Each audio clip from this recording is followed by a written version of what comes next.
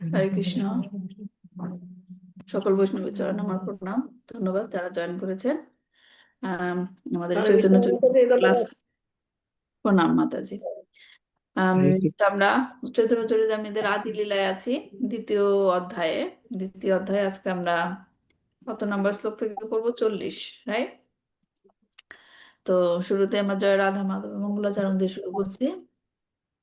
জয় রাধা মাধব কুঞ্জ বিহারী, জয় রাধা মাধব কুঞ্জ বিহারী, জয় গোপীজন বল্লভ গিরিবর ধারী, জয় গোপীজন বল্লভ গিরিবর ধারী, যশোদানন্দন ব্রজজন রঞ্জন, যশোদানন্দন ব্রজজন রঞ্জন, যমুনা তীরাবনচারী,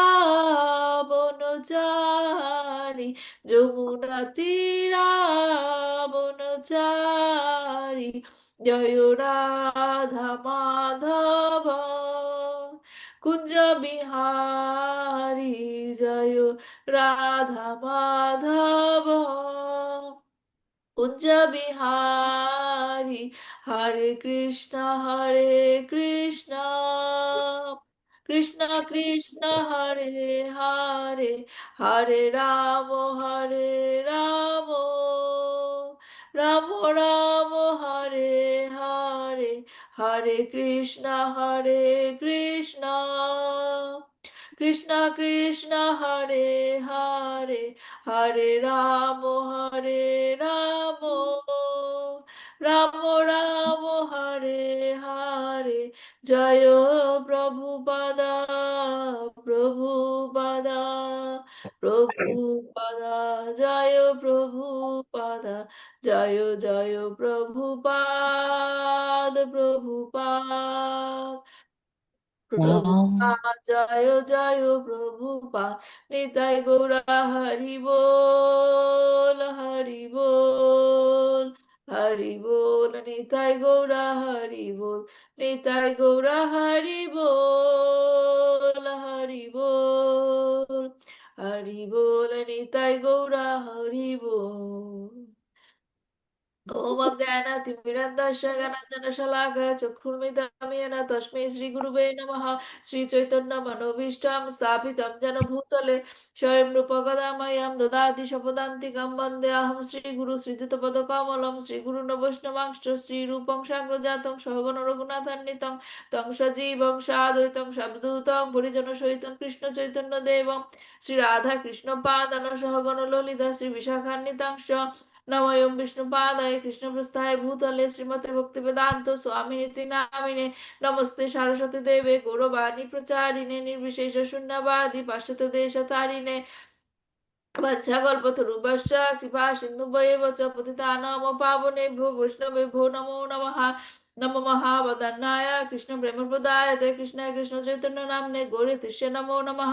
अनार्पितं चरिं चिरात् करुणावतीर्ण कला समर्पयितं उन्नत उज्ज्वल रसं भक्ति श्री हरे पुरत सुन्दरा धुति गतं वसन्ति विता सदा हृदय कन्दरे स्फुरत वसचिनन्दना आजनुलम्बिता भुजौ कनकवदातौ संकीर्तनाय कपितरौ कमलाय तक्षौ विश्वम्भर द्विजभारौ जुगधर्मपालौ वन्दे जगत्प्रिया करुणावतीर्णौ पंचदत्माकं कृष्णां भक्तरूपस्वरूपकं भक्तावतारं भक्तकं नमामि भक्तशक्तिकं। जय श्री कृष्ण चैतन्य प्रभु नित्यानंद श्री अद्वैत गदाधर श्रीवासादि गौरभक्तवृंद।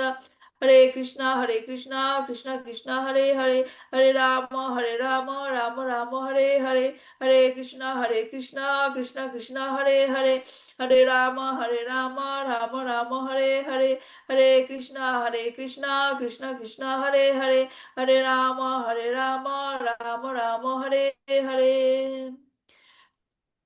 জয় জয় শ্রী চৈতন্য জয় নিত্যানন্দ, জয় দ্বৈত চন্দ্র জয় গৌর ভক্ত বৃন্দ, জয় জয় শ্রী চৈতন্য জয় নিত্যানন্দ, জয় দ্বৈত চন্দ্র জয় গৌর ভক্ত বৃন্দ, জয় জয় শ্রী চৈতন্য জয় নিত্যানন্দ, জয় দ্বৈত চন্দ্র জয় গৌর ভক্ত বৃন্দ। শ্রী শ্রী চৈতন্য চরিতামৃত কি জয়, শিল প্রভুপাদ কি জয়, নিতাই গৌর প্রেমানন্দে, হরি হরি বল। ওকে, তাহলে আমরা গত ক্লাসের যে প্রশ্নগুলো দিয়েছিলাম সেখান থেকে শুরু করি। গত ক্লাসে পর যে প্রথম প্রশ্নটা দিয়েছিলাম, 27 নম্বর শ্লোকে বলা হয়েছে, 27 নম্বর শ্লোকে বলা হয়েছে যে বিভিন্ন উপাসনার দ্বারা ভগবানের মহিমা ভিন্ন ভিন্ন ভাবে হৃদয়ঙ্গম হয়। এই কথাটার মানে কি? এই কথাটা বুঝিয়ে বলুন।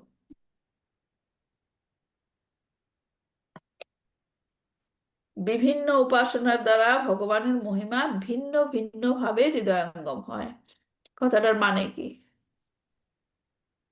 এই যে পরমেশ্বর এতটা হ্যাঁ, হরে কৃষ্ণ মাতাজি, বলবো? বলেন। পরমাত্মা হরে কৃষ্ণ। হরে কৃষ্ণ। ভক্ত ভিন্ন ভিন্ন উপাসনার কারণে বিভিন্নভাবে পরমেশ্বরের উপলব্ধি হয়। ভগবানকে ভিন্ন ভিন্ন ক্ষমতায় লাভ করা যায়, ভিন্ন ভিন্ন মাত্রায় লাভ করা যায়।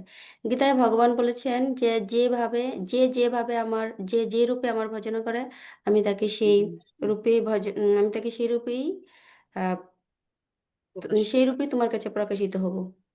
হুম, কিন্তু এইখানে বিশেষ করে কেন এই কথাটা বলা হচ্ছে, মানে আমাদের যে ডিসকাশন যেখানে নাকি কৃষ্ণদাস কবিরাজ গোস্বামী যা বুঝাচ্ছে, সেই পরিপ্রেক্ষিতে এই শ্লোকটা দিয়ে কি বোঝানো হচ্ছে, বিশেষ কি? এই যে পরমাত্মা অধীশ্বর আর সাক্ষী হিসাবে 27 নম্বর শ্লোকটা কি পর্যন্ত শেষ হয়েছে, কোন আলোচনার শেষে? মানে সাবজেক্ট ম্যাটার তো আমরা শিখছি না এখানে, এক একটা অংশ, এই পোর্শনে এটা বোঝাচ্ছে, এই পোর্শনে এই বোঝাচ্ছে। 27 নম্বর শ্লোকটা কখন শেষ হয়েছে? যখন নাকি ব্রহ্ম পরমাত্মা ভগবানের ব্রহ্ম উপলব্ধি, ব্রহ্মণ পরমাত্মা এবং ভগবান ভগবানের সম্বন্ধে ব্যাখ্যা উপলব্ধি। করা হয়েছে, তারপরে লাস্টে গিয়ে শ্লোকটা বলা হয়েছে। তার মানে উপাসনা ভেদে জানি ঈশ্বর মহিমা। হ্যাঁ, এইখানে তাহলে কোন ভিন্ন ভিন্ন উপাসনার কথা বলা হচ্ছে এবং কোন সেই উপাসনার ভিত্তিতে ভগবানের ভিন্ন ভিন্ন ভাবে হৃদয়ঙ্গম হয়, এটা তাহলে স্পেসিফিক্যালি কোনটার কথা বলা হচ্ছে? এখানে আহ, 27 নম্বরে হ্যাঁ, 27 নম্বরে যে আমাদের যে ব্রহ্মজ্যোতি, যেটা ব্রহ্মজ্যোতির ব্রহ্মজ্যোতির না না পরমাত্মাকে সূর্যের সঙ্গে ই করেছে, সূর্যের যে আম, ইটা করছে কি বলে, তার যে রশ্মিটা বেরোয় এবং সেই রশ্মিটা যে হ্যাঁ, হ্যাঁ, আহ মাতাজি বিভিন্ন বুঝতে পেরেছি, এক্সাম্পল বুঝতে পেরেছি। আমি শুধু জানতে চেয়েছি যে বিভিন্ন উপাসনার কথা বলা হয়েছে, ভগবানের মহিমা ভিন্ন ভিন্ন ভাবে প্রকাশিত হয়, এইটার দ্বারা কি বোঝানো হচ্ছে এখানে? আমরা যে আলোচনাটা করেছি সেই আলোচনার শেষের শ্লোক এটা, তার মানে কি, কি বুঝতে পারলাম? ভিন্ন ভিন্ন উপাসনা কি, আর ভগবানের ভিন্ন ভিন্ন মহিমা মানে কি?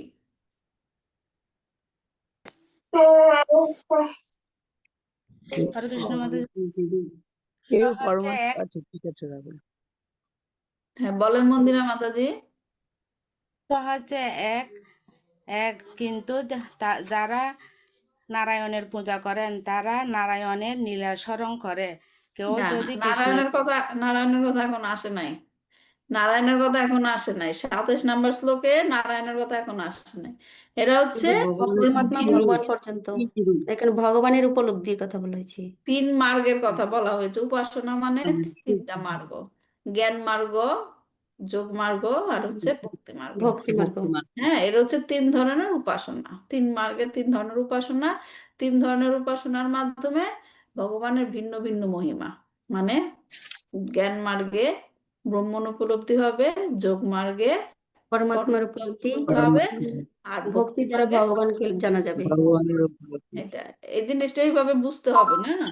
কৃষ্ণদাস কবিরাজ গোস্বামী ধীরে ধীরে স্টেপ বাই স্টেপ বোঝাচ্ছে আমাদের, না? তো 27 নাম্বার শ্লোক হচ্ছে এই আন্ডারস্ট্যান্ডিং এর কনক্লুশন, লাস্ট শ্লোক, রাইট? তারপর আমরা পরবর্তীতে যাচ্ছি যে 28 নম্বর শ্লোকে, 28 নম্বর শ্লোক থেকে কৃষ্ণদাস কবিরাজ গোস্বামী কি উপস্থাপন করতে চাচ্ছেন। 28 এবং 29 নম্বর শ্লোকে ভগবান শ্রীকৃষ্ণ এবং ভগবান নারায়ণের কথা কি বলা হয়েছে। এই যে 28 থেকে নারায়ণের কথা শুরু হলো, রাইট? না, এখান থেকে 28 নম্বর শ্লোক থেকে কি বিষয়বস্তু যে এখন বোঝানো হবে যে, ভগবান কারণ ভগবান নারায়ণ হিসেবে বলা হয়েছিল, নারায়ণ। রাইট? এখন হুম। 28 থেকে বলা হবে যে ভগবান শ্রীকৃষ্ণ হচ্ছেন নারায়ণের চেয়ে নারায়ণ থেকে শ্রেষ্ঠ। শ্রেষ্ঠ। হ্যাঁ, কৃষ্ণ এই- মাতাজি, হুম, হ্যাঁ, কে কথা বলছেন? হরে কৃষ্ণ মাতাজি। হ্যাঁ, বলেন। এখানে শাস্ত্রিক ব্যাখ্যার দ্বারা উপস্থাপন করেছেন যে ভগবান শ্রীকৃষ্ণ ভগবান নারায়ণের চেয়ে শ্রেষ্ঠ। নারায়ণ হচ্ছেন শ্রীকৃষ্ণের বিলাস বিগ্রহ। শ্রীকৃষ্ণ নারায়ণের থেকে অধিক পূর্ণ এবং মহান। শ্রীকৃষ্ণ নারায়ণের চেয়ে উৎস। হুম, আচ্ছা, ঠিক আছে মাধবী, ধন্যবাদ। তাহলে কি আমি যে স্পেসিফিক্যালি বলেছি 28 এবং 29 নম্বর শ্লোকে ভগবান শ্রীকৃষ্ণ এবং ভগবান নারায়ণের কথা কি বলা হয়েছে? একটা মাতাজি বলল কি যে বিলাস বিগ্রহের কথা, রাইট? নারায়ণ হচ্ছে ভগবান বিলাস শ্রীকৃষ্ণের বিগ্রহ। বিলাস বিগ্রহ। এখন বিলাস বিগ্রহটা কি মনে আছে? বিলাস বিগ্রহ মানে কি? আকারে বিভেদ আছে।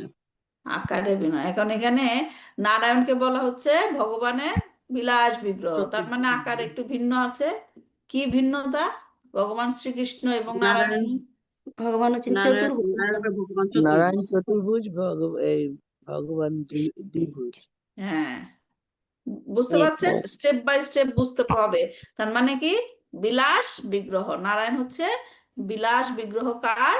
ভগবান শ্রীকৃষ্ণের। শ্রীকৃষ্ণের। হ্যাঁ, তারপর 3 নম্বর প্রশ্ন ছিল চৈতন্য চরিতামৃতের এই অংশে কৃষ্ণদাস কবিরাজ গোস্বামী কোন শাস্ত্রিক প্রমাণের কথা উল্লেখ করেছেন। উনি তো শাস্ত্র প্রমাণের দ্বারা সবকিছু ব্যাখ্যা করছেন, রাইট? এইখানে তিনি কোন শাস্ত্র থেকে প্রমাণ নিয়েছেন? ভাগবতের থেকে প্রমাণ নিয়েছেন। ভাগবত, ভাগবতের শ্রীমদ্ ভাগবত ভাগবত থেকে থেকে। তিনি এই ব্যাখ্যাটা, এই যে এখন ব্যাখ্যাগুলো যে দিচ্ছে তিনি সেখানে 30 নম্বর শ্লোকে ছিল এটা, রাইট? হুম, এবং 30 নম্বর শ্লোকটাতে তিনি এখন ভেঙে ভেঙে ভেঙে ভেঙে বোঝাবেন আর কি, বোঝাচ্ছেন। হ্যাঁ, তারপর প্রশ্ন ছিল 30 নম্বর শ্লোকটি যেটা শ্রীমদ্ ভাগবতম থেকে নেওয়া হয়েছে, এই 30 নম্বর শ্লোকটি কে কাকে বলছেন? মাধবী মাতাজি বলেন, এই 30 নম্বর শ্লোকটি কে কাকে বলছে? হরে কৃষ্ণ মাতাজি, হ্যাঁ, বলেন। হরে কৃষ্ণ।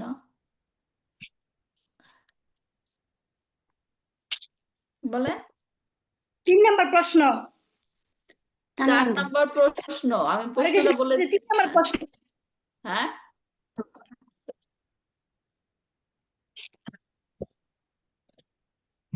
4 নাম্বার প্রশ্নটা 30 নাম্বার আবার প্রশ্নটা বলেন। 30 নাম্বার শ্লোকটি কে কাকে বলছে?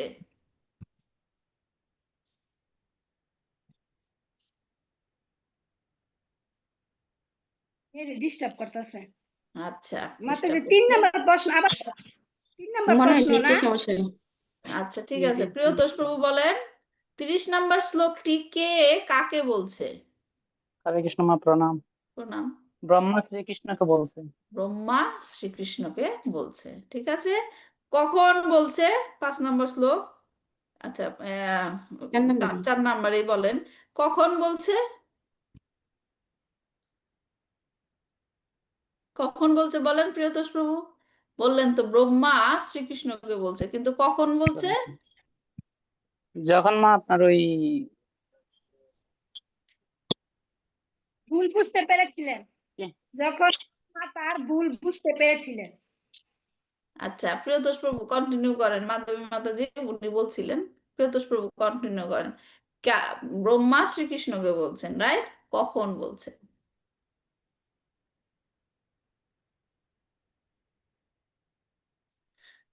কোন লীলা? কোন লীলার সময় মনে নাই? বললাম না ক্লাসে, কোন লীলার সময়? বলে লীলা গেছো মা। ব্রহ্ম গোপবালক বিমোহন লীলায় ব্রহ্মা ব্রহ্ম বিমোহন লীলা, বিমোহন লীলা। ব্রহ্ম বিমোহন লীলাতে। হ্যাঁ, উনি যখন ব্রহ্মা যখন তার ভুল বুঝতে পেরেছেন, যে তিনি ডাউট করেছিলেন এই কি ভগবান শ্রীকৃষ্ণ, তিনি যে ভুল করেছিলেন, ভুলটা যখন বুঝতে পারলেন, তখন তিনি ভগবান শ্রীকৃষ্ণের কাছে প্রার্থনা করছিলেন, স্তব ক্ষমা প্রার্থনা করছিলেন। করলেন। এবং এটা হচ্ছে সেই স্তবের একটা অংশ। অংশ, একটা শ্লোক। তারপর হচ্ছে 5 নম্বর প্রশ্ন ছিল, এই যে শ্লোকটা, এই শ্লোকেরই তো ব্যাখ্যা চলবে। এই শ্লোকটি তিনি 3টি বিশেষ বিষয়ের কথা উল্লেখ করেছেন। হ্যাঁ, এবং সেই 3টা বিশেষ বিষয় কি? তিনি এই শ্লোক দিয়ে প্রমাণ করতে চাচ্ছেন তো একটা জিনিস। কি প্রমাণ করতে চাচ্ছেন এই শ্লোক বলে? কি প্রমাণ করতে চাচ্ছেন? কৃষ্ণ এখানে যে যে 3টি স্বয়ং বিষয়, ভগবান। হ্যাঁ, শ্রীকৃষ্ণ বলছেন না আমি তো নারায়ণ না, আমি তো মানে সবকিছুর মূল উৎস না, কখন সে কে ব্রহ্মা প্রমাণ করছে। ঠিক আছে, আমি তোমাকে এখন শাস্ত্র প্রমাণের দিয়ে ব্যাখ্যা দিব।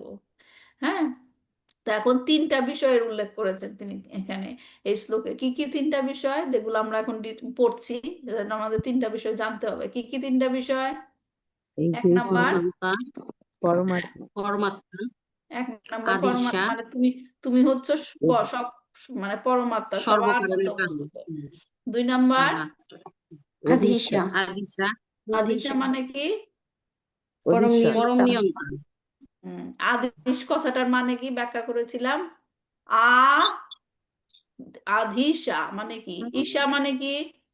ঈশা মানে ভগবান, ঈশা মানে ভগবান, আদিশা মানে ভগবান নয়, ভগবানের না আদি, ঈশ্বরেরও ঈশ্বর, ঈশ্বরের ঈশ্বর, ঈশ্বরেরও ঈশ্বর, ঈশ্বরেরও ঈশ্বর। তার মানে তুমি হচ্ছে পরম অধিষ্ঠান, পরম নিয়ন্তা। ঈশ্বর। হ্যাঁ, এই হচ্ছে 2 নাম্বার। 3 নাম্বারটা কি? অখিল আহিলা লোক লোক সাক্ষী, সাক্ষী, অখিল সাক্ষী লোক প্রভৃতা। সাক্ষী। সমস্ত কিছু সাক্ষী। সাক্ষী। ঠিক আছে, তাহলে আমরা এখানে যেটা জিনিসটা পড়ছি, যেটা তুই ছোট করে বুঝতে চাই, সেটা কি, যে ব্রহ্মা ভগবানকে বলছে তুমি হচ্ছ মূল নারায়ণ। কিন্তু কৃষ্ণ বলছেন তিনি কি করে নারায়ণ হবেন? তিনি তো গোপ বালক, তিনি গোপ বালক। বালক, আমি কি করে নারায়ণ হব? তখন ব্রহ্মা বলছেন ঠিক আছে, আমি তোমাকে ব্যাখ্যা করে বলছি, তুমি হচ্ছ আদি নারায়ণ। তো ব্রহ্মা 3টি কারণ বলেছেন। এখন আমরা গত ক্লাসে আহ প্রথম কারণটা পড়েছিলাম, রাইট, পরমাত্মা। এখন আমরা এই ক্লাসে দ্বিতীয় এবং তৃতীয় কারণের ব্যাখ্যা শুনবো। দ্বিতীয় কারণটি হচ্ছে কি, তুমি হচ্ছে পরম নিয়ন্তা এবং সমস্ত পুরুষ অবতারের উৎস। এবং 3 নাম্বার হচ্ছে কি, সাক্ষী, অখিল, আখি- অখিল লোক সাক্ষী। হ্যাঁ, আখিলা লোক সাক্ষী, যে তুমি হচ্ছে সমস্ত কিছুর সাক্ষী। তাহলে আমরা শ্লোকটা আমি শেয়ার করছি, 40 নম্বর শ্লোক থেকে পড়বো।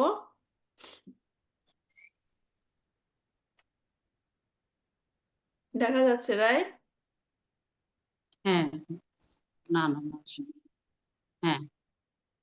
হুম, আচ্ছা।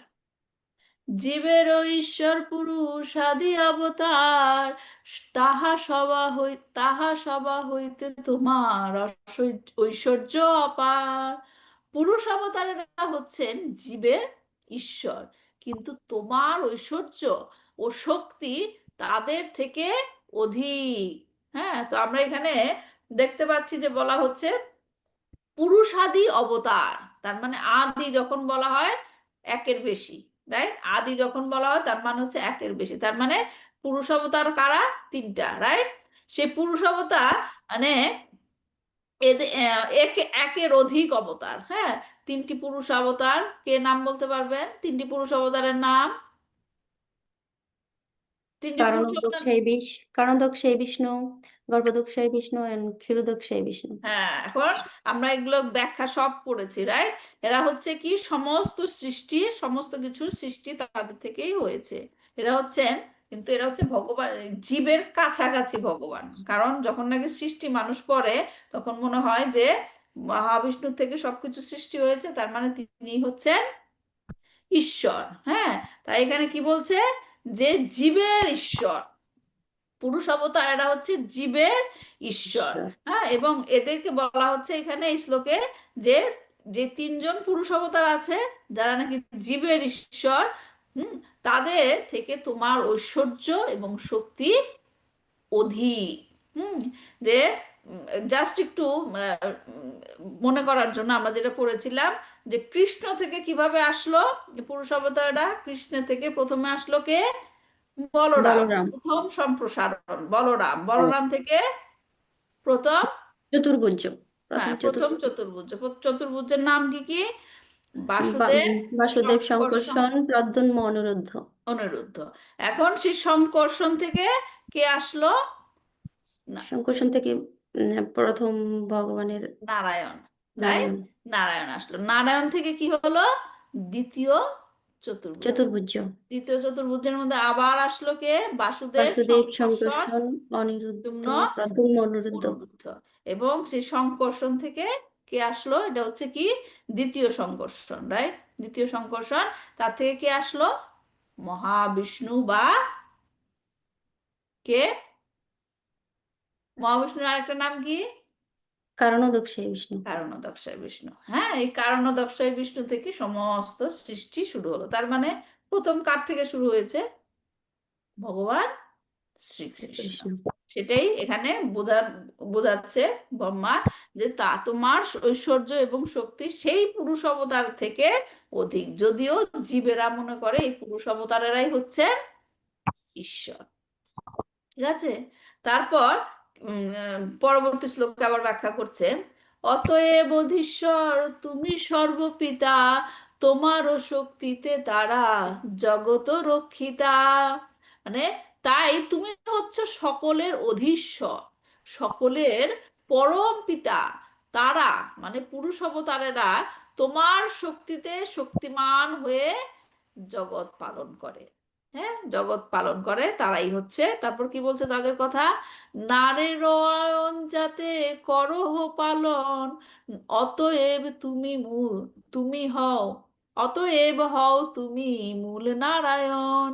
দেখেন এখানে আমি যেটা হাইলাইট করছি, দুইটা জিনিস বুঝতে হবে কি, যেহেতু তুমি সমস্ত জীবের আশ্রয়, এই পুরুষ অবতারদের পালন করো, তাই তুমি হচ্ছ মূল নারায়ণ।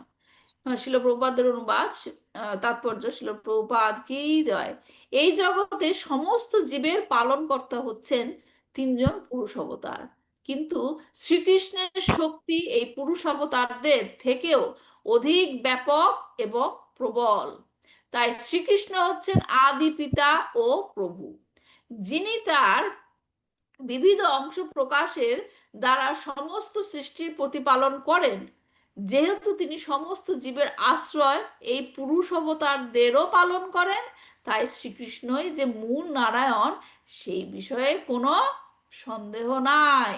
এখন দেখেন, আপনারা কিন্তু এখন এগুলো বুঝছেন, রাইট? এখন যদি কেউ এসে প্রশ্ন করে যে শ্রীকৃষ্ণ হচ্ছে কি বিষ্ণুর অবতার, কথা ঠিক? শ্রীকৃষ্ণ বিষ্ণুর অবতার বলে না? বলে কিনা? হ্যাঁ মা। ঠিক হ্যাঁ বাবা, কথাটা ঠিক? হ্যাঁ। কথাটা ঠিক, কে বলছে কথাটা ঠিক?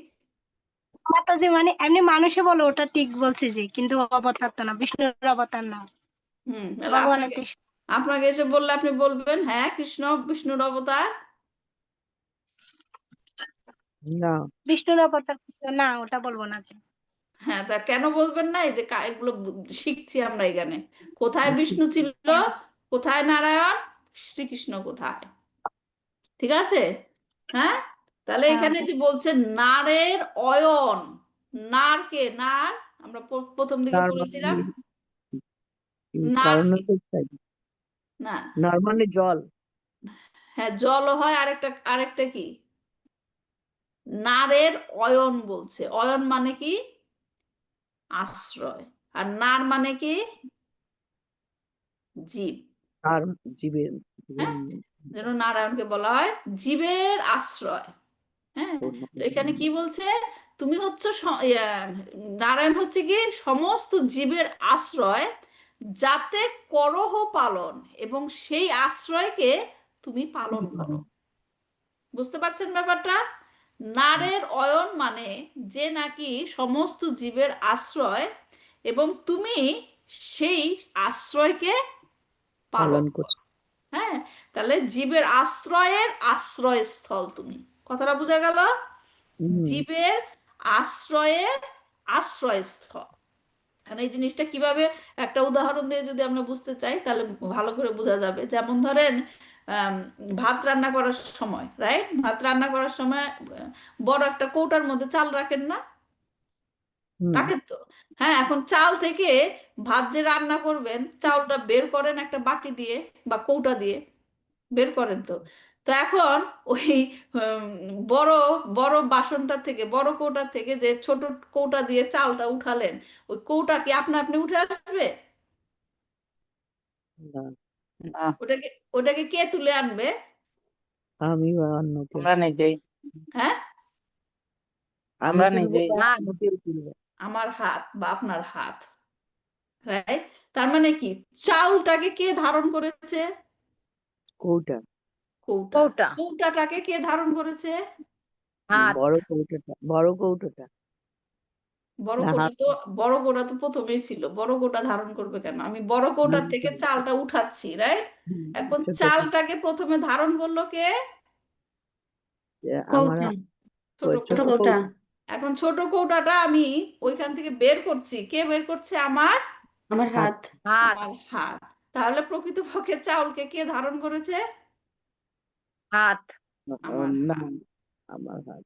বুঝতে পেরেছেন? এখানে চালগুলো কি সমস্ত জীব, রাইট। জি, এখন এই জীবগুলিকে কে ধারণ করে আছে? সেই কৌটাটা কে? কৌটাটার নাম কি?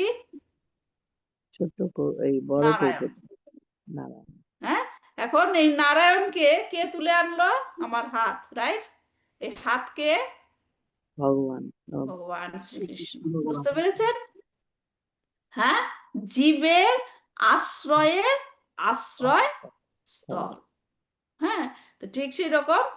তাই শ্রীকৃষ্ণ হচ্ছেন কি মূল নারায়ণ, যিনি নারায়ণদেরকেও কি করেন? পালন করেন। এখানে সেটাই বলছে শিল প্রভুপাদ অনুবাদে, যে তুমি সমস্ত জীবের আশ্রয় এই পুরুষ অবতারদের পালন করো, তাই তুমি হচ্ছ কি মূল নারায়ণ। ঠিক আছে? তো এই গেল আহ পালন, যেটা বলা হয়েছে আদিশা, রাইট। আদিশা ব্যাখ্যা গেল। এখন 43 থেকে 46 নম্বর শ্লোকে 3 নম্বর পয়েন্টটা আলোচনা করা হবে। 3 নম্বর পয়েন্টটা কি ছিল? যে তুমি সমস্ত কিছুর সাক্ষী, রাইট।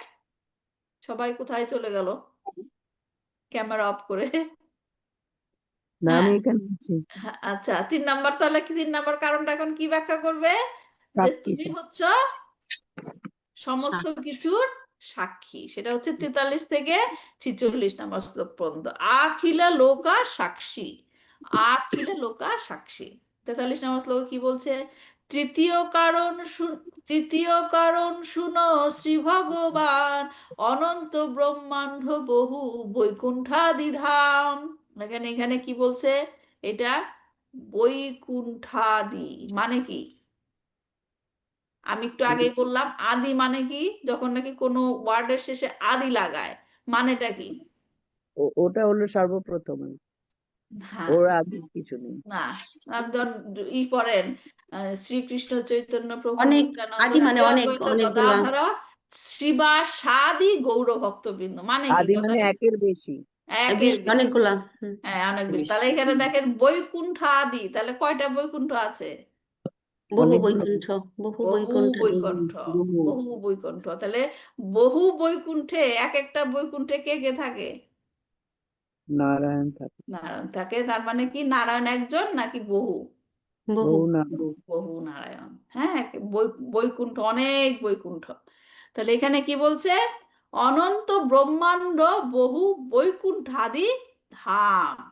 হে প্রভু, হে পরমেশ্বর ভগবান, দয়া করে আমার তৃতীয় কারণটি শ্রবণ করো।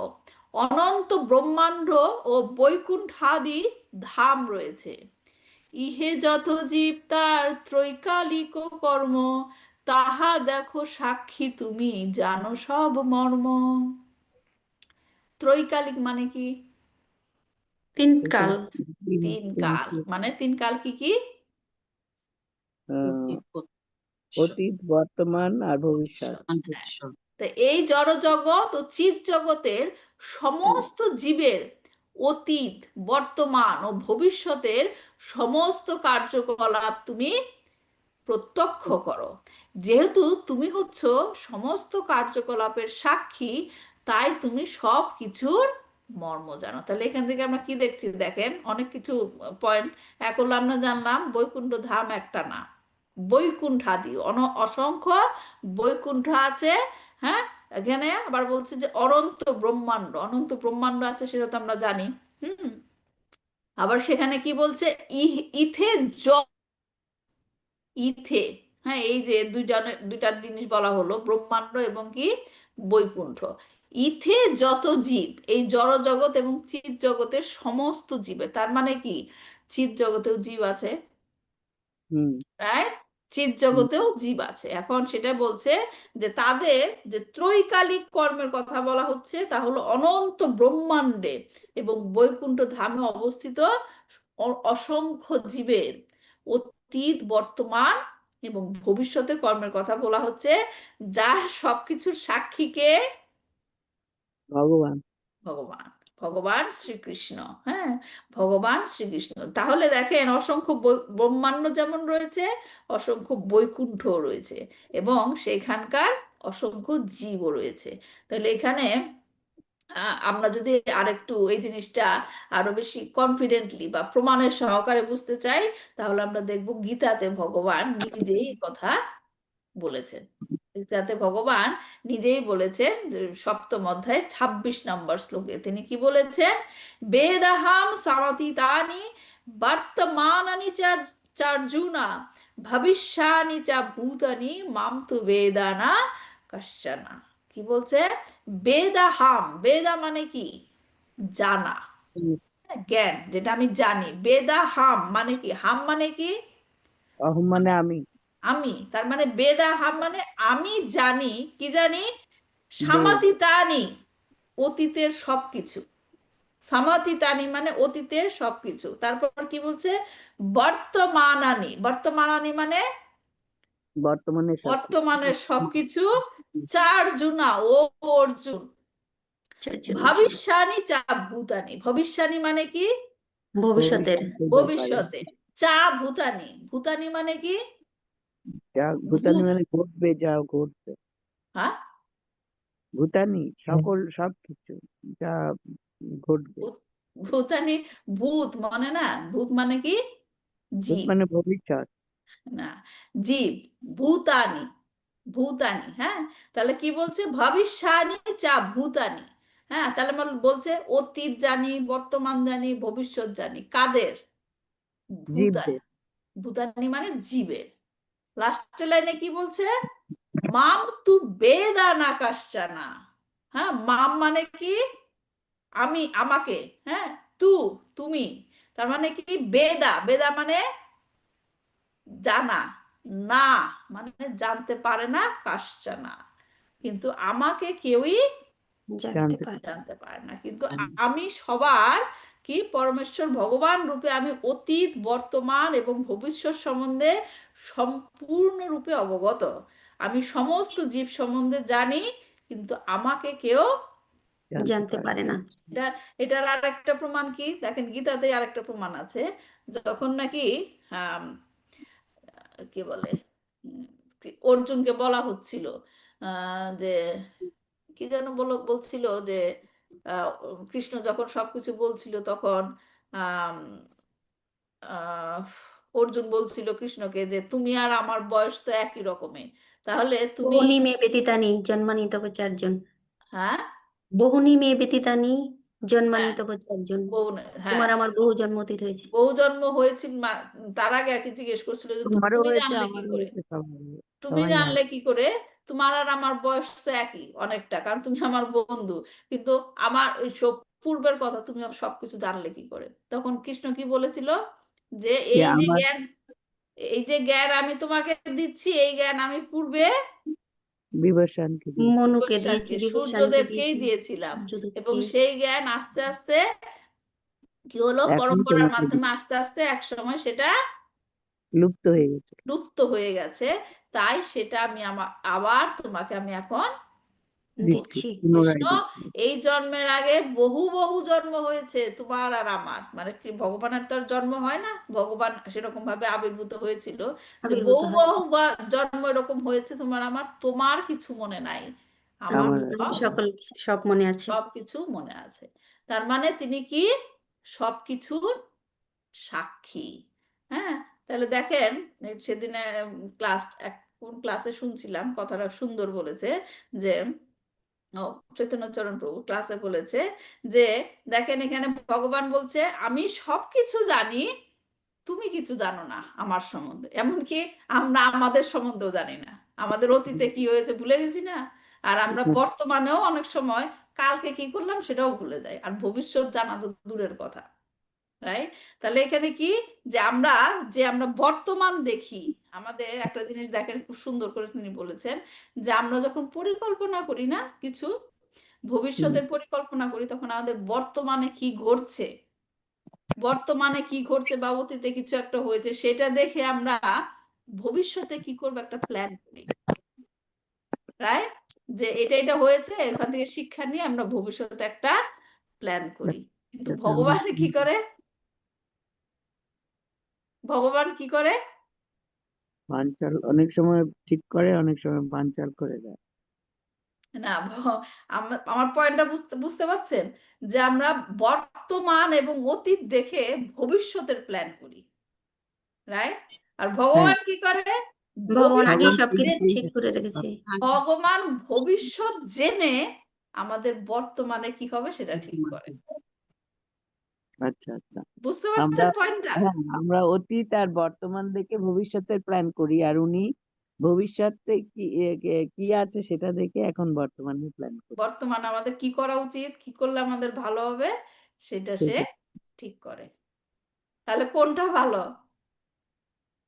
ভগবানেরটা ভালো আর বর্তমানটা ভালো। ভবিষ্যতে যেটা জানে, তো সেটাই হচ্ছে আমাদের যে এখান থেকে শিক্ষা, যেটা আমাদের বর্তমানে কি হচ্ছে আমরা বিচলিত হয়ে যাই, কারণ আমরা যেটা চাই সেভাবে যখন হয় না কিছু, তখন আমরা কি হয়ে যাই, কি করব বুঝতে পারি না, হতাশ হয়ে রাইট। যায়। কিন্তু ভগবান ভবিষ্যৎ জানে, তাই তিনি আমাদের বর্তমানে কি করা দরকার, কি করলে ভালো হয়, তাই তিনি সেটা আমাদের জন্য প্ল্যান তৈরি করেন। করি। হ্যাঁ, তাই তিনি এটা কেমন করে করেন, পরমাত্মা রূপে থেকে, রাইট। তিনি কি করেন যে উপদ্রষ্টা উপদ্রষ্টা সবকিছু অবজার্ভ করছেন, আর তারপর কি করছেন, অনুমন্তা, হনুমন্তা। তারপর তিনি কি অনুমোদন ডিসাইড করছেন বা আমাদের জন্য স্যাংশন করছেন কোনটা আমাদের দরকার। ভালো না, ভালো হবে। হ্যাঁ, তারপরে 45 নম্বর শ্লোকে কি বলছে, তোমার দর্শনে সর্ব জগতের স্থিতি, তুমি না দেখিলে কারো নাহি স্থিতি গতি। মানে কিসের পর জোর দেওয়া হচ্ছে, ভগবানের দৃষ্টি, ভগবানের দর্শন, রাইট। তোমার দর্শনে, হ্যাঁ, সমস্ত কার্যকলাপ প্রত্যক্ষ করার মাধ্যমে তুমি তাদের পরিচালনা করো। বললাম উপদ্রষ্টা, রাইট। তুমি সবকিছু প্রত্যক্ষ করার মাধ্যমে তাদের পরিচালনা করো বলেই সমস্ত জগতের স্থিতি হয়। তোমার এই রকম পরিচালনা ব্যতীত কোনো কিছুই স্থিতিশীল বা গতিশীল হতে পারে না, অথবা কোনো কিছুর অস্তিত্ব থাকতে থাকে না। পারে। হ্যাঁ, তো এখানে ভগবানের দৃষ্টিপাত বা পরিচালনার কথা বলা হয়েছে, যার অনুপস্থিতিতে সবকিছুই কি অসম্ভব, কোনো কিছুই সম্ভব হওয়ার কথা না। যেমন কুন্তী মহারানী যখন নাকি তার প্রার্থনাতে যখন শ্রীকৃষ্ণ চলে যাচ্ছিল হস্তিনাপুর ছেড়ে কুরুক্ষেত্র যুদ্ধের পরে, তখন তিনি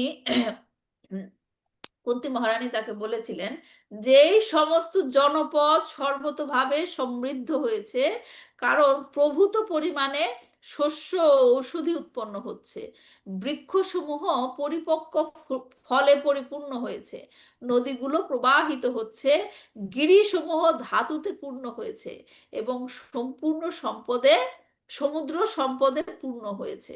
হ্যাঁ, ধরিত্রী মাতা যে অনেক আনন্দে আছে, কারণ যখন সৃষ্টিতে এরকম সবকিছু ঘটে তার মানে ধরিত্রী মা কি আছে? সন্তুষ্ট আছে।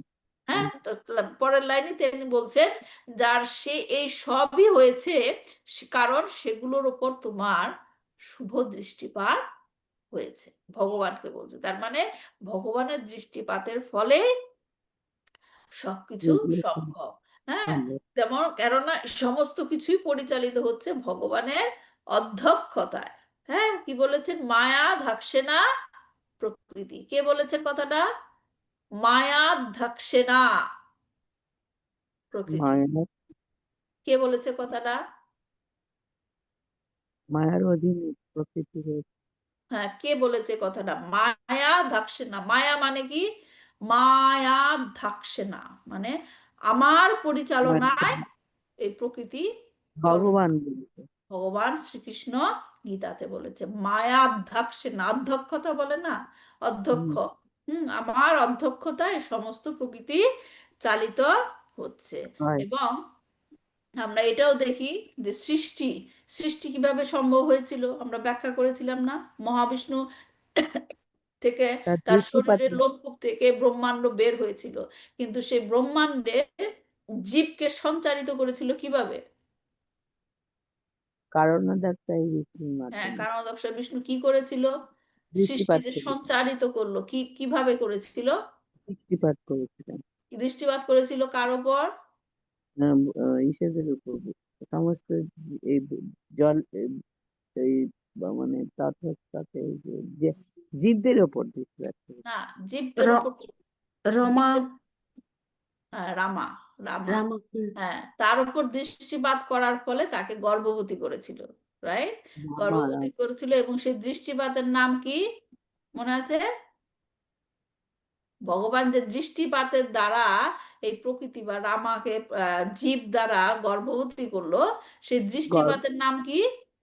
শিব, গর্ভদেব মহাশিব, মহাশিব, শম্ভু। শম্ভু, শম্ভু। সেই শিব। দৃষ্টিপাতের নাম হচ্ছে শম্ভু। এজন্য হুম। এখানে কি শম্ভু এবং মায়ার মাধ্যমে এই জগৎ কি হয়, মাতা পিতা তাদেরকে বলা হয় আর কি। আচ্ছা, শিব আর হ্যাঁ, পার্বতী। হ্যাঁ, হ্যাঁ। তো যাই হোক, তার মানে কি এটা সম্ভব হয়েছে কিসের দ্বারা? ভগবানের দৃষ্টিপাতের দ্বারা। দৃষ্টিপাতের দ্বারা। এই জন্য এখানে বলছে কি তোমার দর্শনে সর্ব জগতের স্থিতি, তুমি না দেখিলে কারো নাহি স্থিতি গতি। হ্যাঁ, তারপর কি বলছে পরের শ্লোকে? নারের অয়ন যাতে কর দর্শন তাহাতেও হও তুমি মূল নারায়ণ।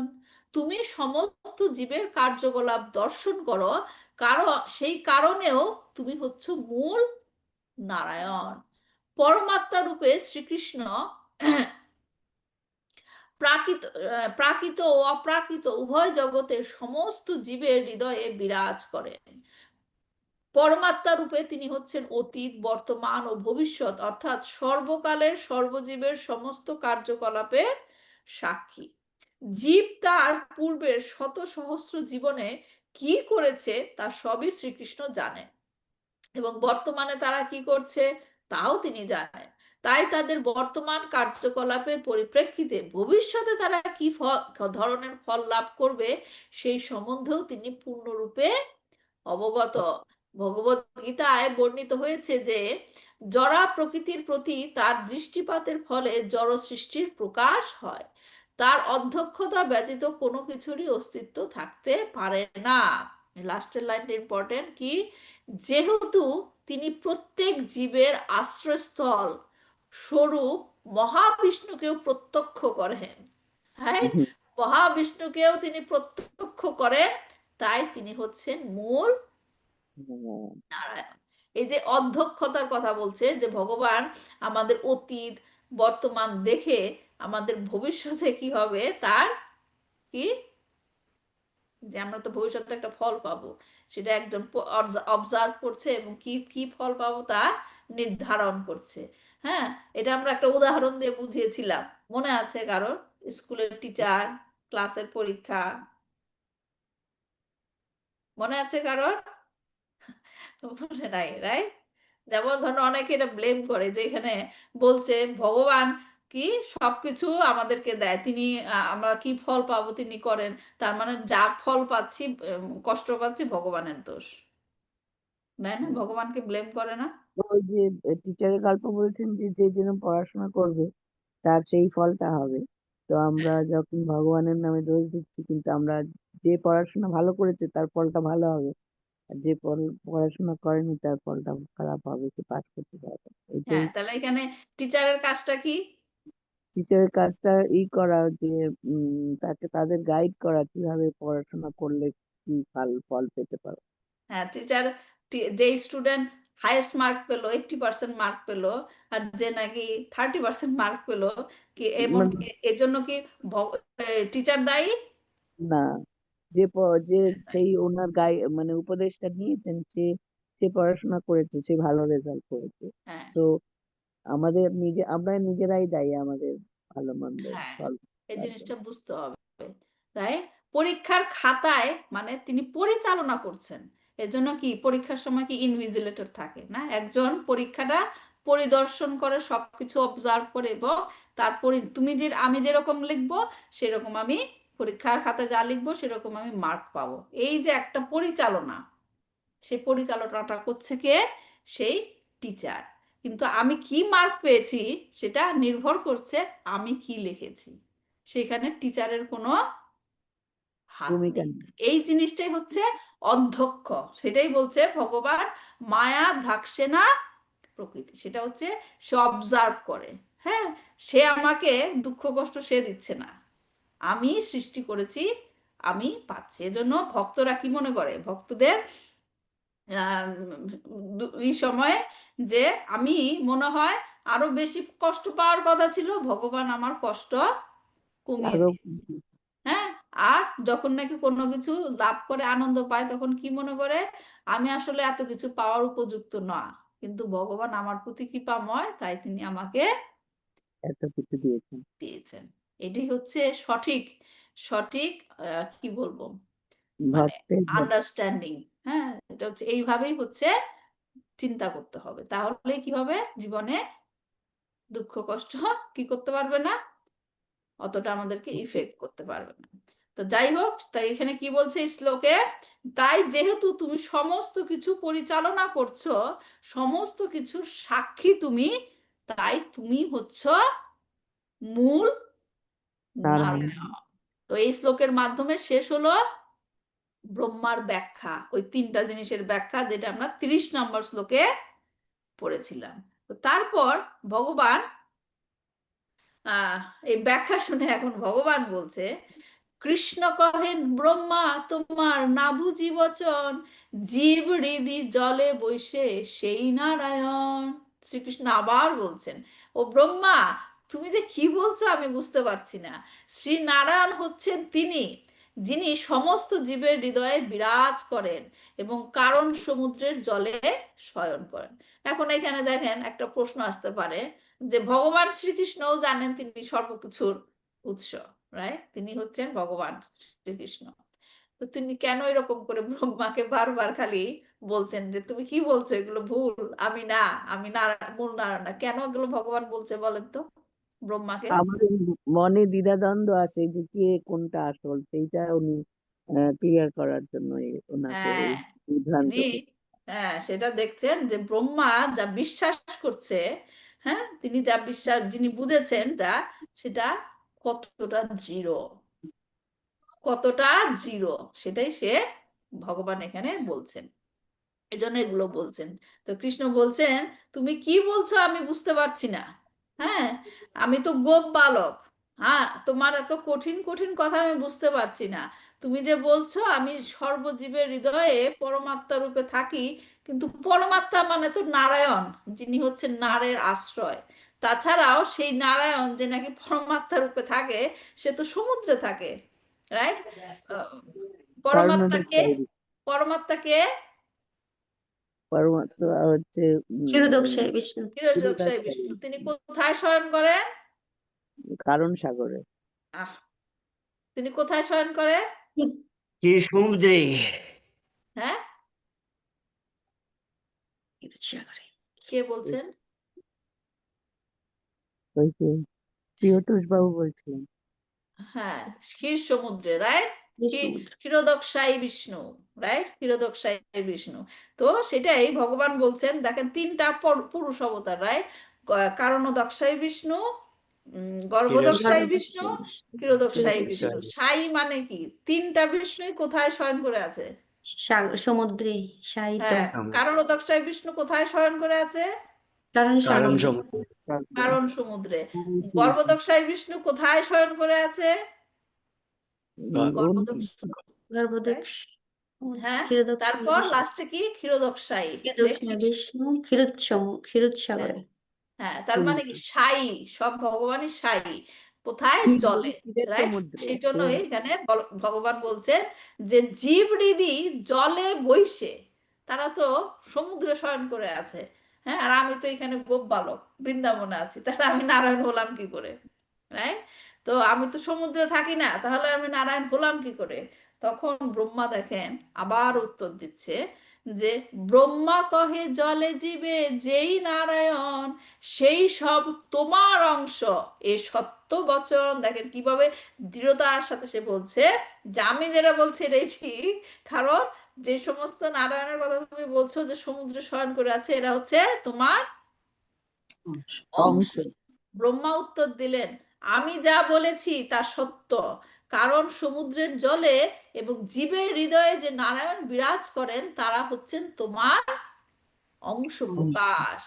হ্যাঁ, তো এখন আমরা দেখতে পাচ্ছি যে ব্রহ্মা বলছে শ্রীকৃষ্ণই হচ্ছেন শ্রেষ্ঠ, এবং সেই সম্বন্ধে সে হচ্ছে দৃঢ়। একে বলা হয় কি? দৃঢ় বিশ্বাস। হ্যাঁ, কালকে আমরা ভাগবতম ক্লাসে পড়েছিলাম না, স্থির বুদ্ধি, মনে আছে শালক্কা মাতাজি? হ্যাঁ, স্থির স্থিতপ্রজ্ঞ। বুদ্ধি। হ্যাঁ, স্থির। যেটা যে স্থির মানে কি? নড়াচড়া নাই। আমরা জেনেছি ভগবান শ্রীকৃষ্ণ হচ্ছেন পরমেশ্বর ভগবান, আমি হচ্ছি তার নিত্য দাস, এবং আমার দায়িত্ব হচ্ছে তার সেবা করা। এই যে আন্ডারস্ট্যান্ডিং, এই যে বুদ্ধি, এটা একদম স্থির থাকতে হবে, ঠিক আছে? এই জন্য দেখেন ব্রহ্মাও সেই রকম স্থির। তাকে ভগবান শ্রীকৃষ্ণ স্বয়ং বলছেন যে না, তুমি যেটা বলছো ভুল, কিন্তু সে তার সেই সেখান থেকে সে নড়ে নাই, সে হচ্ছে একদম দৃঢ়। আমি যা বলেছি তা সত্য, এ সত্য বচন। হ্যাঁ, কারণ তারা হচ্ছেন নারায়ণরা, যারা হচ্ছেন তারা হচ্ছেন কি? তোমার অংশ। অংশ। এটা হচ্ছে দেখেন এই যে দৃঢ় বিশ্বাস, দৃঢ়তার সাথে কথা বলা, এদের এটাই হচ্ছে মহাভাগবতের গুণ, মহাভাগবতের গুণ। তারপর কি বলছে ব্রহ্মা? মহাভাগবতের কি? গুণ, গুণ, কোয়ালিটি। আচ্ছা, গুণ। আচ্ছা, আমি হ্যাঁ, শুনতে পাইনি। কারণ আব্দি গর্ভদক ক্ষীরোদক সাই, মায়া দ্বারে সৃষ্টি করে তাতে সব মাই। এখানে দেখেন এই যে এই জিনিসটা আমাদের বুঝতে হবে, মাই, মাই মানে কি, আর কি মায়া দ্বারে সৃষ্টি, কথাটার মানে কি? হ্যাঁ, আমরা বলছি পুরুষ অবতারের কথা। হ্যাঁ, এখানে পুরুষ অবতারের কথা বলা হচ্ছে কি? কারণোদকশায়ী বিষ্ণু, গর্ভোদকশায়ী বিষ্ণু, ক্ষীরোদকশায়ী বিষ্ণু মায়ার দ্বারা জগৎ সৃষ্টি করেন। তারা কিন্তু মায়ার মধ্যে নাই। হ্যাঁ, তারা কি করেন? মায়ার দ্বারা জগৎ সৃষ্টি করেন, সেই সূত্রে তারা মায়ার সঙ্গে সম্পর্কযুক্ত। দেখেন এইখানে কথাটা বুঝতে হবে, বলছে সম্পর্কযুক্ত, কিন্তু তারা কিন্তু সংস্পর্শে নাই। সম্পর্ক আর সংস্পর্শ কথাটা পার্থক্য আছে। হ্যাঁ, কি পার্থক্য? সম্পর্ক আর সংস্পর্শ। সম্পর্ক মানে কি? সম্পর্ক মানে একজনের সঙ্গে একজনের একটা আছে, কি বলে, রিলেশন। রিলেশন। আমি ইংলিশে বলতে চাইছিলাম, but হ্যাঁ, এই রিলেশন। হ্যাঁ, আর সংস্পর্শ মানে কি? অ্যাটাচমেন্ট। অ্যাটাচমেন্ট, হ্যাঁ, তার সাথে অ্যাটাচমেন্ট যেটা থাকে, সংস্পর্শ, কন্টাক্ট যেটা বলে। তো এখান থেকে আমাদের বুঝতে হবে, ভুল বুঝলে হবে না যে তারা হচ্ছে কি মায়া দ্বারা সৃষ্টি করে। তারা কিন্তু জড়জগতে চলে আসলো, রাইট? জড়জগৎ সৃষ্টি করছে না কারণ নকশায় বিষ্ণু, তারা জড়জগতের সাথে সৃষ্টির সাথে যুক্ত, এবং সেই সৃষ্টিটা কার দ্বারা করছে? মায়ার দ্বারা।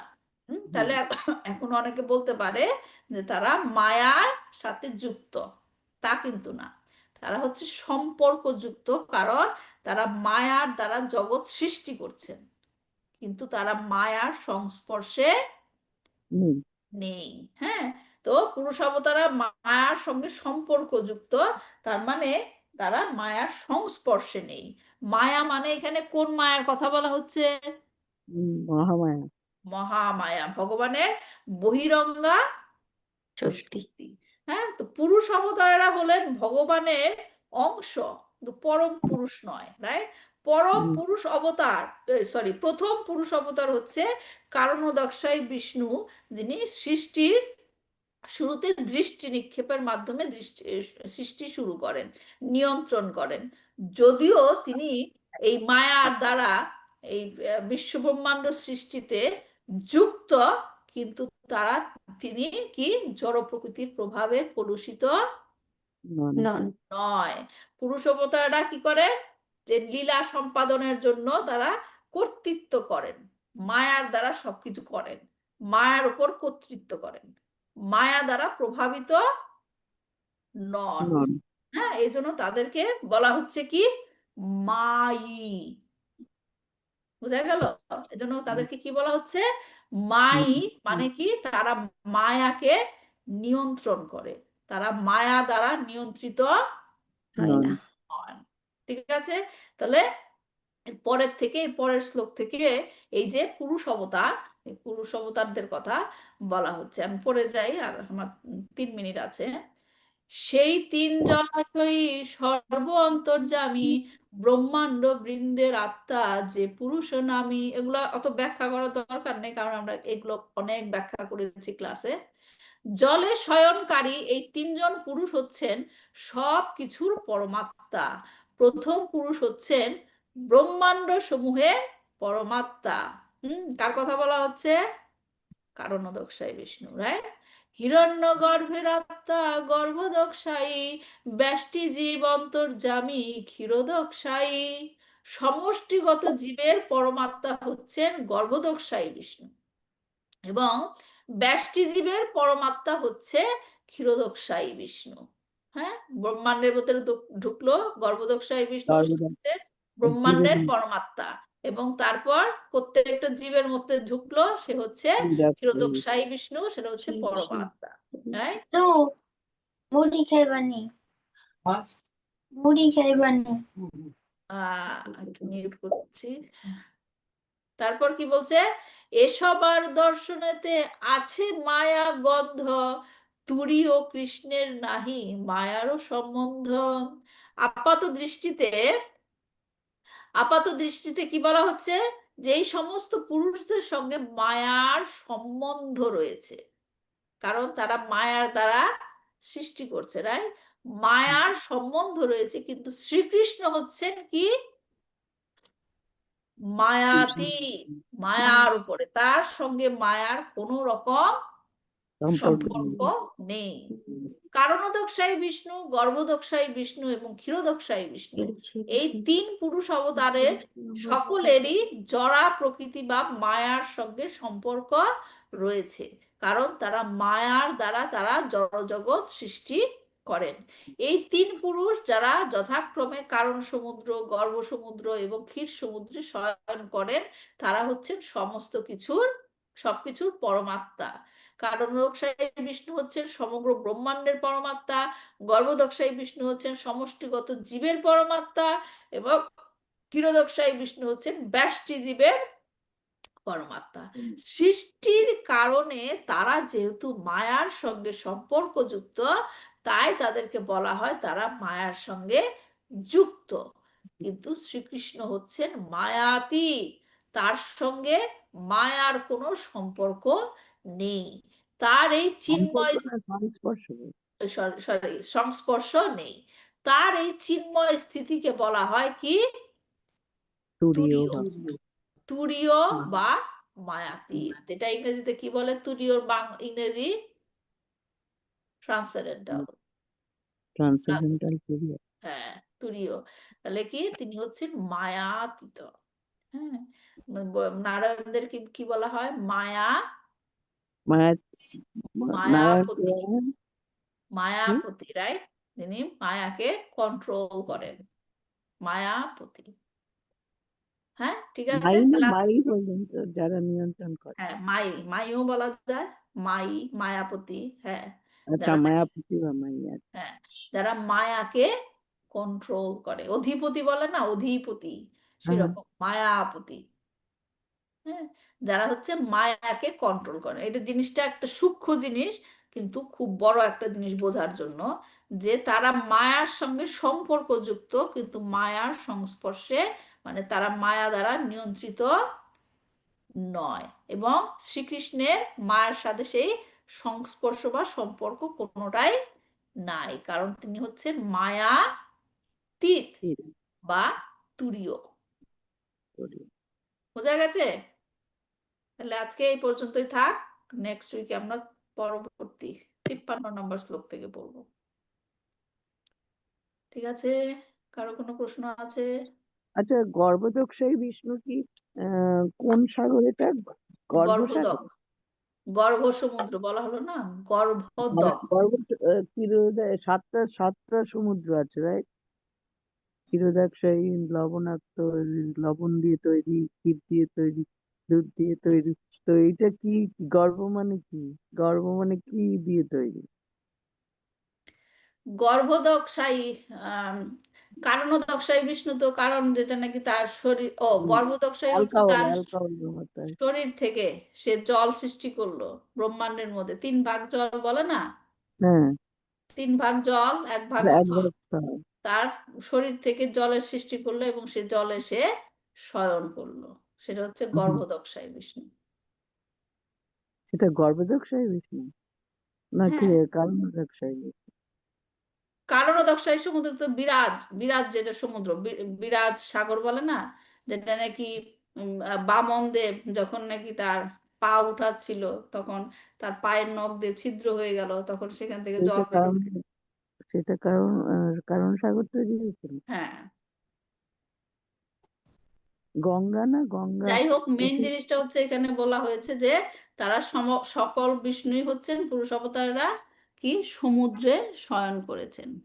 সমুদ্রে সায়ন বলে না, সায়ী, হুম, কারণোদকশায়ী, গর্ভোদকশায়ী, ক্ষীরোদকশায়ী। এবং শ্রীকৃষ্ণ বলছেন যে আমি তো এখানে শয়ন করি না, তার মানে আমি নারায়ণ কিভাবে? এবং ব্রহ্মা বলছেন যে হ্যাঁ, তারা শয়ন করছে, কিন্তু তারা হচ্ছে তোমার অংশ। অংশ, অংশ প্রকাশ। ঠিক আছে? তাহলে আজকে এ পর্যন্তই থাক, দেখা হবে নেক্সট উইকে।